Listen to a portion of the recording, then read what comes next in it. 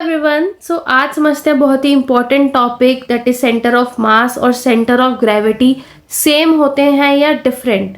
तो देखिए, centre of मास तो वो पॉइंट है जहां पर हम समझते हैं कि सारा का सारा मास कंसंट्रेटेड है, ये मान सकते हैं। यहाँ पर ग्रेविटी से कोई लेना देना नहीं होता, चाहे स्पेस में हो या अर्थ पर।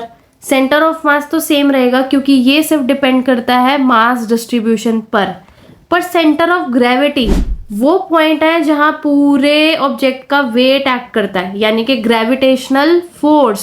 अब अगर सेंटर ऑफ ग्रेविटी वो पॉइंट हो गया जहां पर मूवमेंट ऑफ वेट या फिर कह सकते हैं कि torque due to all the weights is zero आ जाए, यहाँ पे ग्रेविटी का भी रोल आ गया।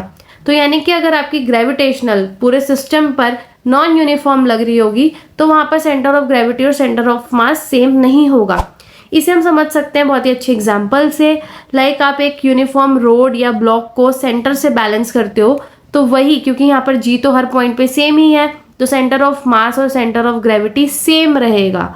यही पॉइंट आएगा सेंटर ऑफ ग्रेविटी, यही सेंटर ऑफ मास का।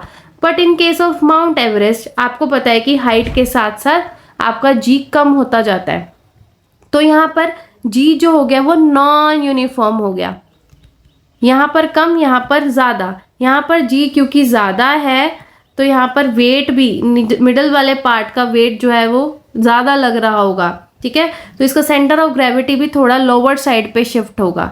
तो इस केस में सेंटर ऑफ मास यहाँ ज्योमेट्रिकल सेंटर पर सेंटर ऑफ ग्रेविटी थोड़ा नीचे होगा। तो इससे क्लियर हो जाता है हमारे पास कि अगर यूनिफॉर्म ग्रेविटेशन लग रही होगी तो centre of mass centre of gravity के इक्वल होगा। अगर नॉन यूनिफॉर्म ग्रेविटी लग रही होगी तो सेंटर ऑफ ग्रेविटी इक्वल नहीं होगा सेंटर ऑफ मास के।